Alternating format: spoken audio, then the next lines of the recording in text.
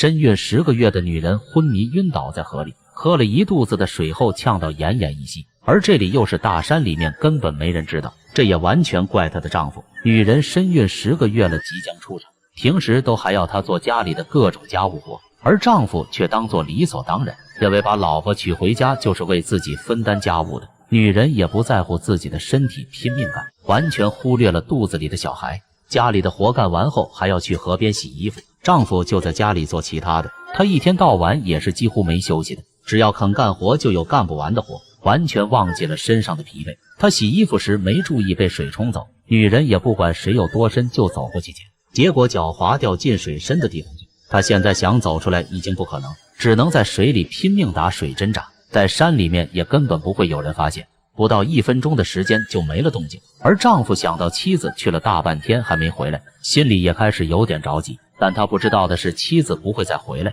就這樣一直等了幾個小時後，丈夫感到有些不對，這才慢悠悠地走去找妻子。但他不知道妻子在哪裡，只能沿着河邊去找。這時突然看到樹枝上掛着一件衣物，當拿起来看時，正是自己小孩的。這時的丈夫才發现不对勁，衣物被冲到了这裡，妻子肯定也遇到了危險，急忙沿着河邊往上去找，看到了妻子拿來洗衣服的盆和籃子。此時的他心裡又慌又亂，急忙走下河裡去找，但河裡的水那麼湍急，反复的鑽下水裡去也沒有發現。這下可把他給急瘋了，要是自己也跟來就不會發生這樣的情況。但現在不是責怪自己的時候，先把妻子給找到才是關鍵。